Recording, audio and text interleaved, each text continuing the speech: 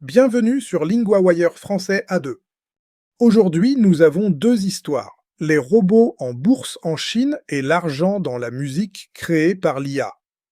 Pour comprendre l'épisode, retrouvez les transcriptions, les traductions anglaises et le vocabulaire sur linguawire.com.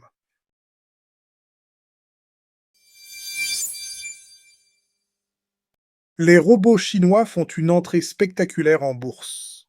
Nous retrouvons maintenant Hugo, correspondant de LinguaWire pour la technologie.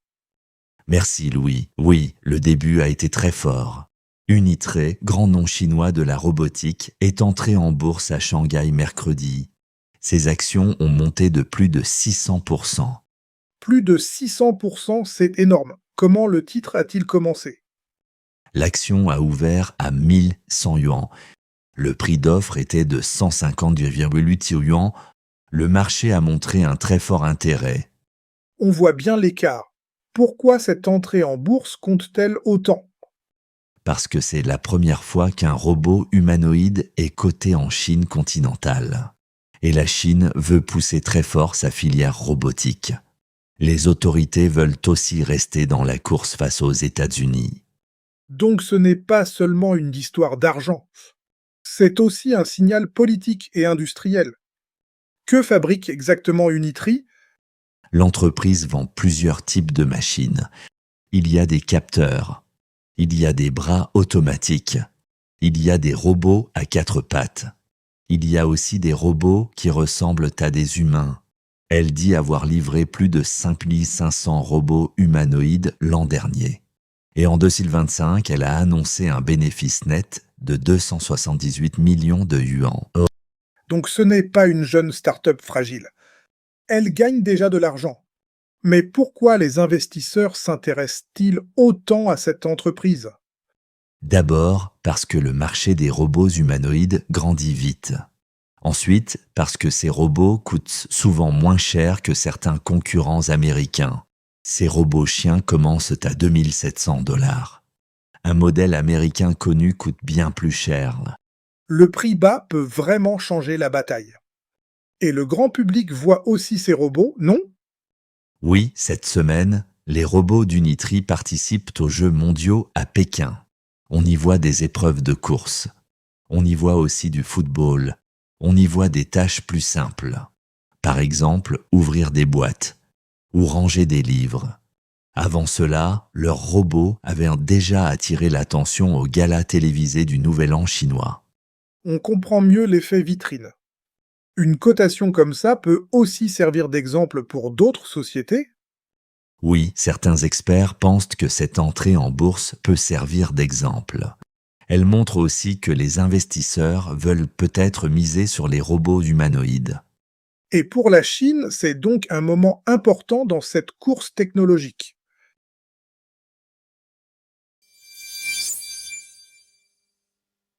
Qui va gagner de l'argent avec la musique créée par l'IA? Nous retrouvons maintenant Camille, correspondante de LinguaWire pour la culture.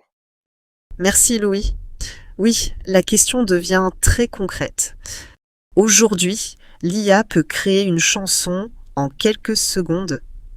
Mais derrière cette rapidité, il y a un gros problème. Qui doit être payé?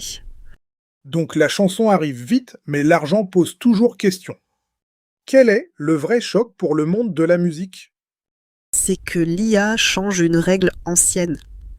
Pendant longtemps, si on utilisait le travail de quelqu'un, on demandait la permission. Et on payait. Avec la musique, cela passait par des licences.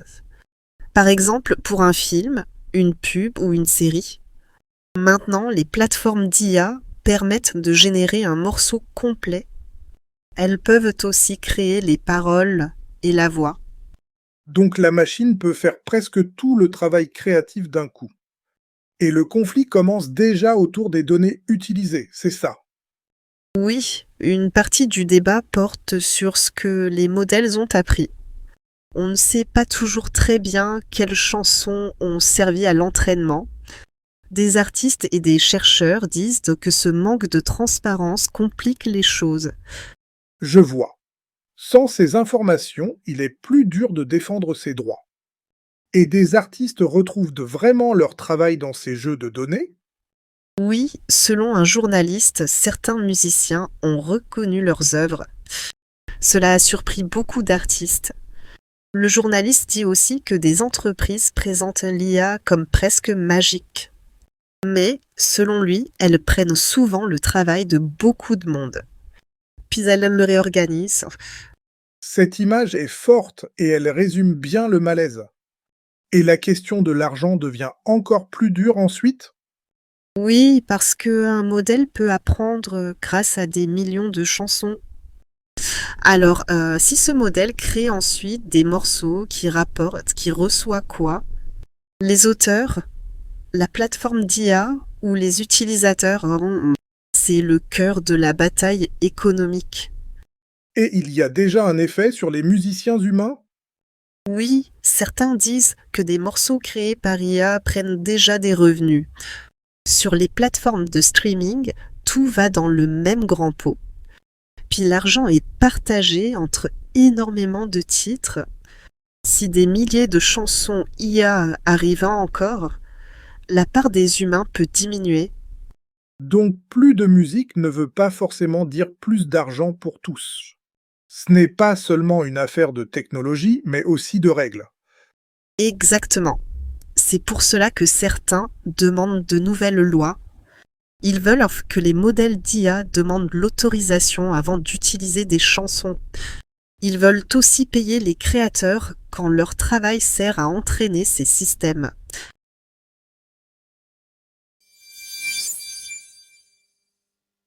On commence avec 3 mots de la première histoire.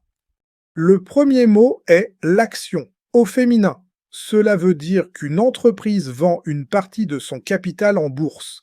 Dans l'histoire, Unitree a fait son entrée en bourse et ses actions ont monté. Exemple, l'action de cette société a beaucoup monté. Le deuxième mot est l'entrée en bourse, au féminin. Cela veut dire qu'une entreprise commence à être vendue en bourse. Dans l'histoire, Unitree a fait son entrée en bourse à Shanghai. Exemple, son entrée en bourse a attiré beaucoup d'investisseurs.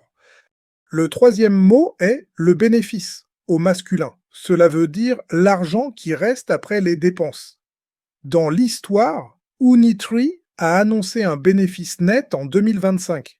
Exemple, cette petite entreprise a enfin fait du bénéfice. Maintenant, un point de grammaire à attirer. On utilise le passé composé pour parler d'une action passée. Cette action a un lien avec le présent. Exemple 1, le marché a montré un très fort intérêt. Exemple 2, la vidéo a attiré l'attention du public. Répète, le marché a montré un très fort intérêt.